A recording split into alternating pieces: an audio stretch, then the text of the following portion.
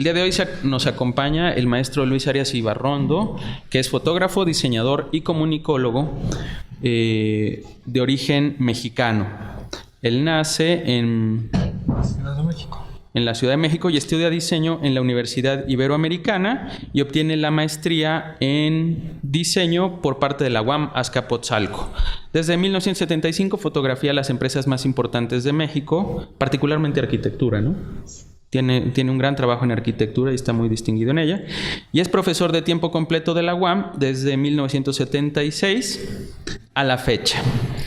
De 91 a 99 fue director de comunicación de Grupo Acerero del Norte, y algo muy importante es que su fotografía es directa, positiva, sin retoques, amigable con el ambiente, cosa muy distinta a donde en algunos otros fotógrafos no son como él, un testigo activo o protagonistas. Cedo la palabra al maestro Luis Arias. Bueno, gracias. Una disculpa. Estuve manifestándome como en 3 manifestaciones de camino para acá. Estaba terrible el tráfico, era una locura. Pero bueno, ya estamos aquí. Tarde, pero estamos, ¿no? Vamos a empezar. Voy a hablarles yo. El título es muy rimbombante y es muy... se puede decir que es muy amplio. Voy a hablar de algunas partes de esto, ¿no? Los libros de arte, una especie en extinción, pasado, presente, futuro, querido y esperado, de los libros de fotografía de arte, ¿sí? Lo que tenemos aquí, lo que les decía, el título es demasiado amplio y me voy a abocar a algunos detalles de aquí. Presentaré al final números duros sobre las imprentas o la industria de impresión, que son siempre a la baja. Veré algunas maneras de ver, hacer y leer los libros actualmente. Haré también una reseña de una revista icónica, que eso me encanta, que muchos de nosotros la vivimos, los que tenemos canas y un poco menos que canas, sí la vivimos y la tuvimos. Y de los productos que han surgido tapando este nicho de mercado o ocupando este nicho de mercado y un poco cuestiones no tan académicas, sino vivenciales de toda la industria que nos ha pegado a nosotros desde los 60, 70, 80, 90 y este siglo, ¿no? Voy a dar inicio. ¿Sí? ¿Qué pasó? Cuando se hizo la fotografía, algo decía Juan ahora, enseguida se vio la forma de tratar de meter fotos en los libros. Hubo 2 formas que se siguió a lo largo del siglo XIX. Una era hacer unos fotograbados y hacer casi originales e insertarlos en los libros, y otra fue con el uso de la litografía, que se hacía una litografía a partir de una fotografía. Desde el inicio de la fotografía, que fue en el 39, uno de los inicios, porque fueron varios que se coincidieron en esos años, Talbot trató de hacer un libro que se llamó El lápiz de la naturaleza. Bueno, no trató, lo hizo, de hecho, en 1844. Fue un primer intento. Es muy interesante, la fotografía de Talbot es maravillosa, no es parte de esta presentación, pero es una fotografía muy, muy interesante, y es que desde el inicio de la foto ya se vio el potencial y una forma distinta de ver los temas a fotografiar. Lo que les decía, había... Estas eran fotograbados, eran maravillosos, eran originales y pegados en un papel. Aquí había otros 2 ejemplos, y después también se usó mucho la litografía. Esto pasó desde de los 850 hasta casi finales del siglo XIX, donde empezó a evolucionar, a facilitarse más y a tener más calidad las imágenes. Una revista maravillosa que apareció en 1903, la realizó Alfred Stieglitz, es Camera Work. Fue de 1903 a 1917 y como vemos aquí que su tiraje era de 650 en sus mejores épocas y acabó siendo 36 los suscriptores de esta revista. Hoy la ves en Christie's y te piden $100 y tantos mil, más casi $150,000. Otra la vi en una página inglesa que te pedían por un número 12,000 libras para empezar la oferta. Es el objeto de deseo de cualquier fotógrafo, ¿no? Pero siempre va a ser el objeto de deseo y gracias a la imagen digital podemos hacernos una idea de lo que era esa revista, ¿no? O reproducciones y reproducciones, pero el tener un número de estos era algo como tener un original de algún pintor famoso. Participaron los mejores fotógrafos. Aquí empezó Alfred Stieglitz con un pictorialismo que era lo que estaba de moda a fines del siglo XIX y principios del XX. Grano grueso, lentes muy suaves, muchas imágenes para que se viera mucho el trabajo del fotógrafo y no se dijera que la fotografía era mecánica. Fue evolucionando en estos 14 años y el último número lo presentó Paul Strand, que era una persona que hacía una fotografía abstracta, una fotografía directa, una fotografía muy nítida, y fue un cambio muy brusco, casi era el mismo, pero a 180 grados del pictorialismo a la fotografía directa que se hizo, y esto sucedió en esta misma revista. Stieglitz financiaba gran parte de la revista, era de un papá que tenía muchísimo dinero, pero tampoco podía gastarse todo el dinero del papá, entonces tuvo que cerrar esta revista, ¿no? Posteriormente, en 1936, un hijo de un metodista americano que estaba creo que el papá era campesino, hizo la revista Life.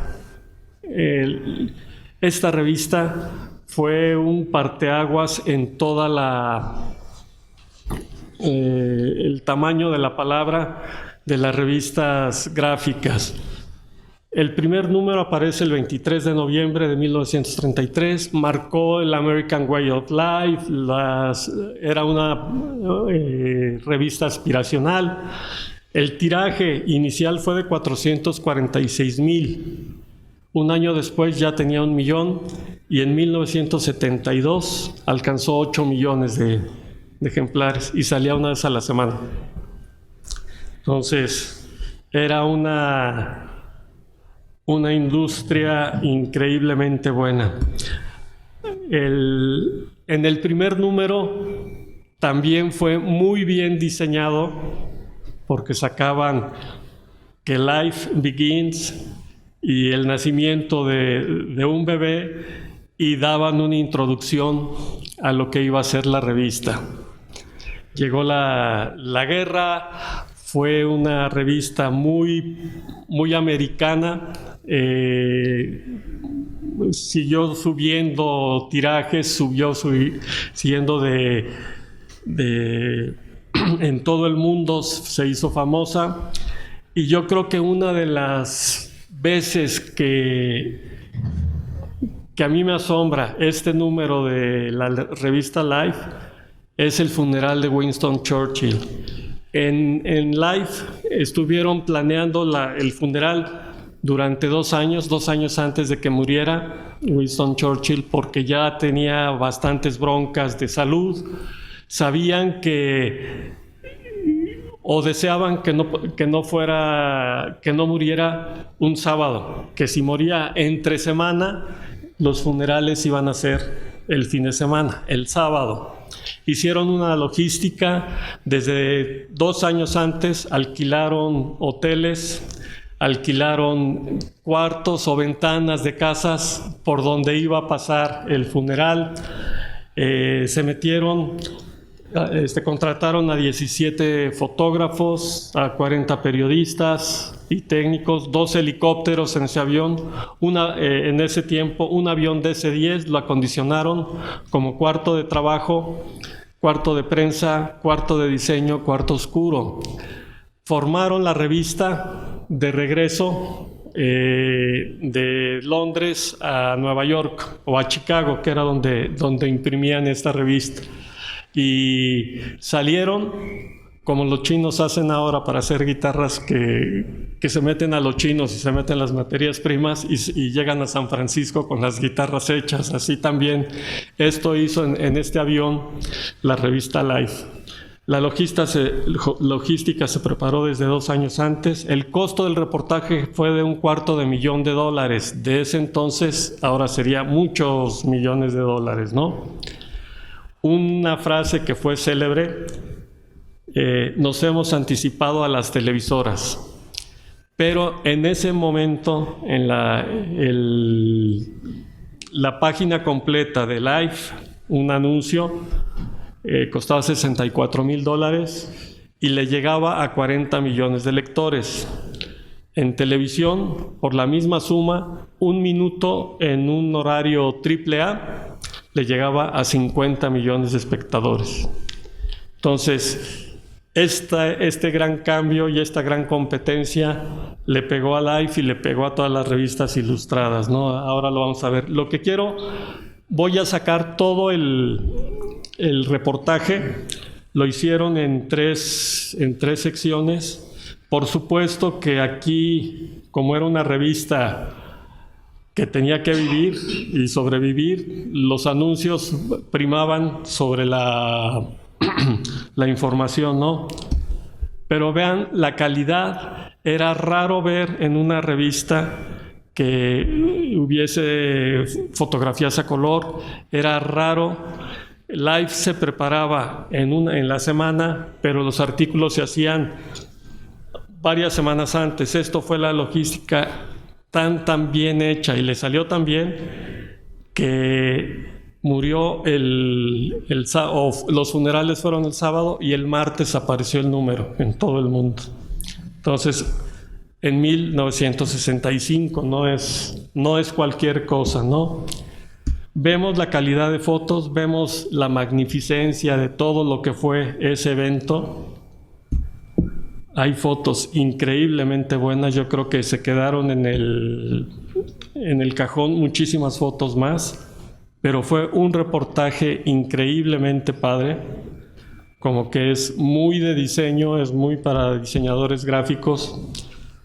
Ver la capacidad y la calidad y el tiempo invertido y el tiempo de resolución de esta revista, ¿sí? Esta foto es maravillosa. Para los que les digo que pintamos canas, se acuerdan de esta revista, la abrías y las páginas dobles eran de este tamaño, la veías así, ¿sí? Era lo máximo, era padrísimo estar viendo Life. Todas estas, y de repente se acaba el funeral y te tomas una sopa de chicken noodles de Campbell's, ¿no? Son las 2 partes de la revista que son muy interesantes. Por un lado, la grandiosidad de un evento, de un suceso que había vivido el mundo, que había conmocionado el mundo, y del otro lado decir, dale vuelta a la hoja y tenemos que comer. Sí, dale vuelta a la hoja y los anunciantes tienen que presentarse, ¿no? En otra parte de otro reportaje salía esto, el coche aspiracional y un cacho del reportaje. como que sí quitaba un poco de fuerza al reportaje. Aquí los frenos de esta niña y esta última parte del segundo reportaje, y aquí venía otro, ¿no? De toda la gente que fue a ver el entierro. Vean la calidad de las fotos, de verdad que son increíblemente buenas. Sí. Por supuesto, primaba la imagen al texto. Eso siempre lo tuvo Life, por eso yo creo que fue tan famosa. Esta foto es maravillosa. Sí. Los pies de foto también, no son los bullets, mejor dicho, son muy interesantes. El titular y el combinar imagen con texto estaba muy bien logrado. Y aquí acababa el reportaje y te fumabas un Chesterfield después de acabar el reportaje, ¿no? Life, el 9 de diciembre de 1972 anunciaba: Life Magazine ha muerto a la edad de 36 años. Reapareció del 78 a 2000, pero ya nunca fue lo mismo, el formato era más chiquito, ya nadie se interesaba de esa revista. La edición de habla hispana nunca les dio dinero, siempre les hacía perder dinero. Entonces, con las broncas y con el inicio de una inflación en los años 70, a principios 70, 71, que fue mundial esa inflación, los precios del papel se fueron a las nubes. Aunque ganaban más dinero, pagaban muchísimo más en los insumos, y de repente dijeron: no hay forma de salvar la revista, y le dieron una muerte muy digna a la revista, y todos quedamos tristísimos de ese suceso, ¿no? Casi más que del de Churchill, pero bueno. ¿Qué pasó o qué hicimos para llenar ese nicho de mercado dejado por las revistas gráficas? Porque es un negocio, el editorial, que habla de dinero, no podemos alejarnos de ahí. Y ese nicho de mercado lo ocuparon revistas especializadas. Empezaron a salir revistas, una muy famosa fue de IBM, otras revistas empezaron no tan famosas, pero se hicieron revistas corporativas. Fue la época que empezaron a surgir los informes anuales y los informes corporativos verdes. No tanto en los 70s, sino 80s y 90s tuvimos un auge, fue la época de oro de esta época de informes y de publicaciones. Las meto como si fueran de arte porque eran con una calidad increíblemente buenas. El trabajo más padre que podías tener un diseñador y un fotógrafo era un informe anual. Desde la concepción del informe anual, hacías unas historias. A mí me tocó la suerte, o la no tan suerte, porque tenía un sueldo fijo y como diseñador o fotógrafo hubiera podido sacar mucho más. Me tocó la suerte de hacer durante varios años los informes anuales de AMSA. Como yo estaba como director, conocías todo lo que debías hablar, hacías la historia, veías quién la fotografiaba, quién la escribía, quién no sé qué. Entonces era realmente un libro de arte el que hacías en un informe anual. Era un trabajo muy pesado, porque además tenías que meter números, pero era un trabajo el más gratificante que había en los diseñadores. Ahora ya dejó de existir porque ya los informes anuales es la foto del presidente del consejo y los estados financieros, ¿no? En el año 92 había un libro que me acuerdo que yo lo leía y lo tengo subrayado y subrayado y subrayado, de todo lo del diseñador gráfico, y era un libro verde, y la historia del futuro que había, el futuro que planteaban en 92, le atinaron a muchísimas cosas de lo que hay ahora, no a los medios sociales, pero a todo lo que es la industria editorial, ¿sí? Y surgió el libro verde, que en los años 90 todas las empresas casi era más importante el informe anual, el informe corporativo ecológico que el informe anual. Otra de las cosas que teníamos eran revistas corporativas que se hacían con toda la mano. Estas yo las hice en Grupo Acerero del Norte.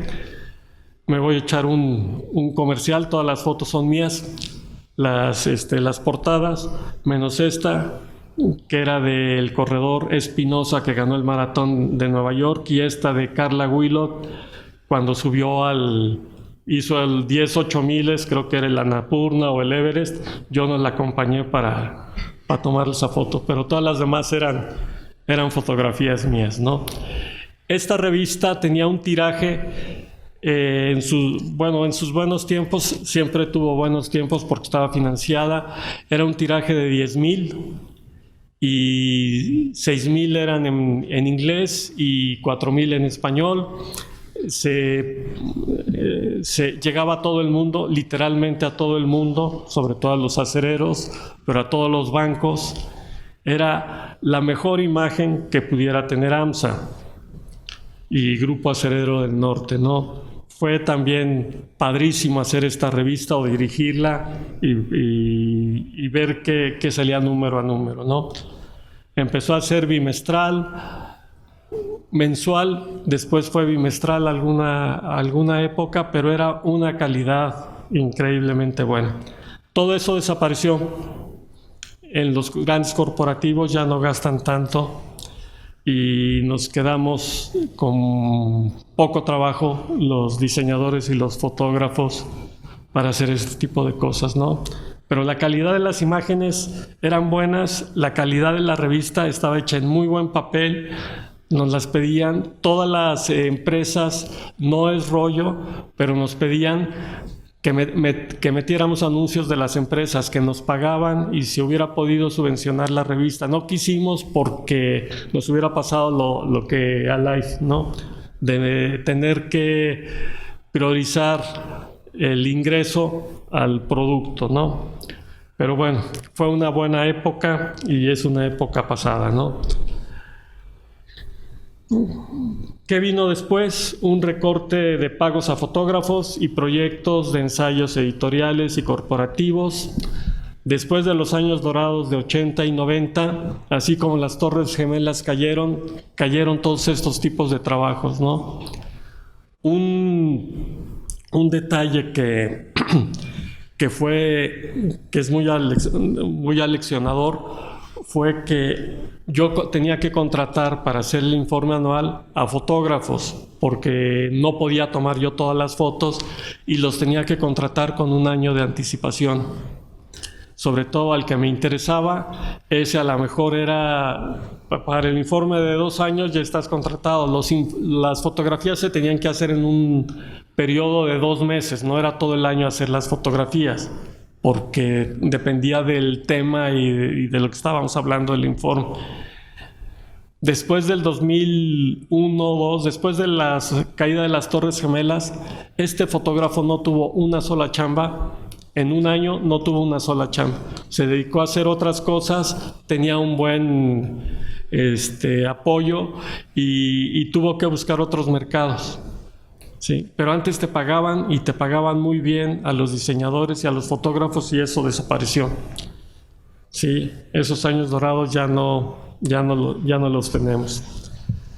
¿Qué hay ahora en los libros? Hay algo que es muy, muy interesante. Es una relación de amor y odio entre los libros digitales o las publicaciones digitales y las publicaciones impresas. Tenemos un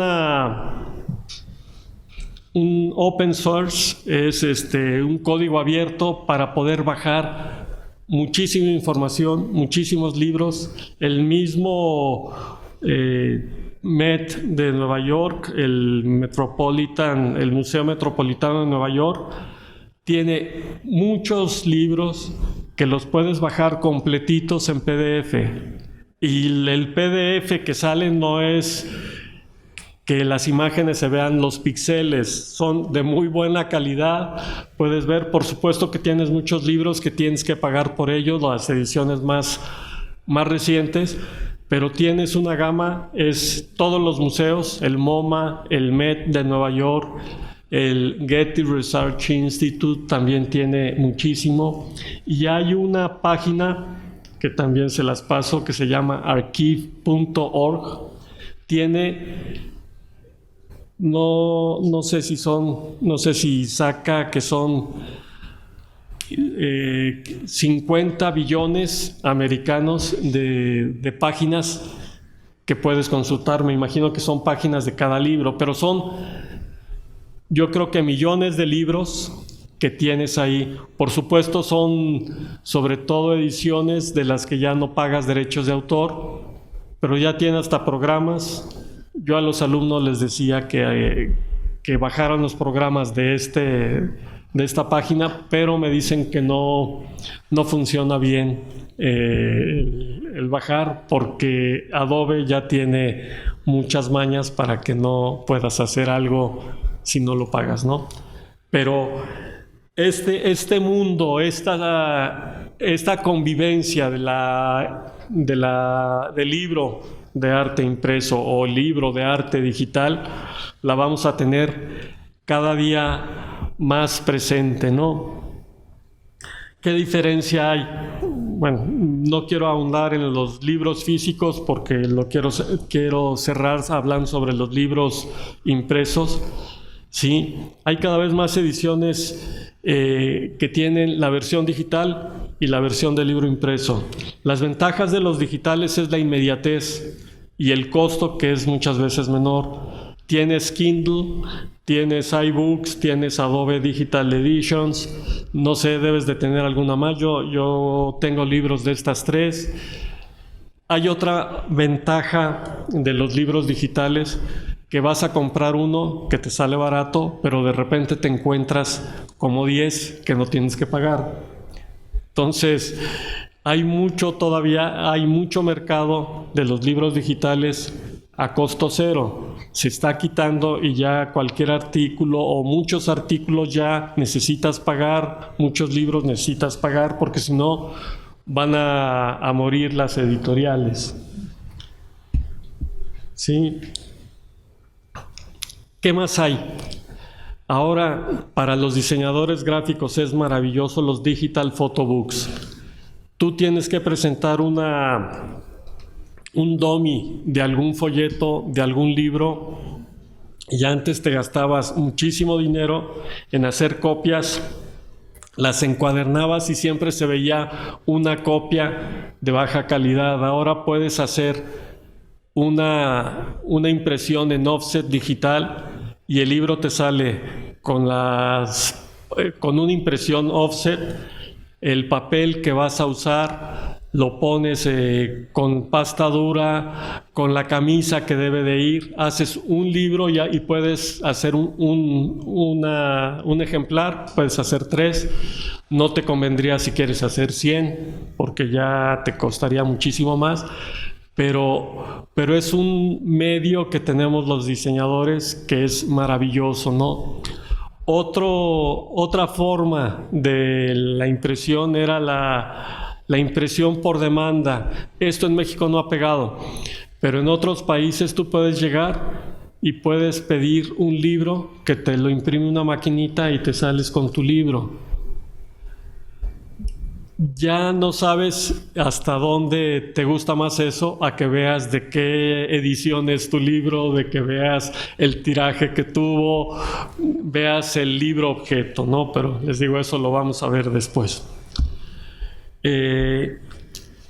Muchos hablan de que la revolución fue la revolución digital. Yo creo que, sobre todo en fotografía, la revolución no fue la digital, no fue el cambio de lo analógico a lo digital, sino el cambio de este señor Steve Jobs, que en 2007 presentó su iPhone.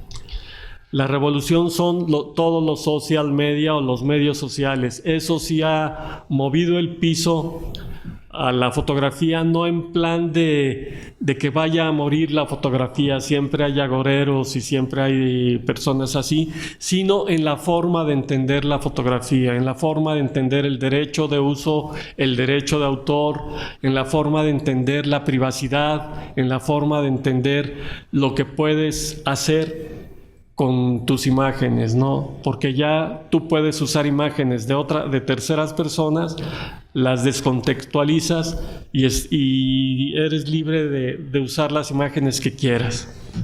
Sí, eso es otro tema muy, muy interesante de los social media, pero no es de las impresiones. ¿Qué tenemos?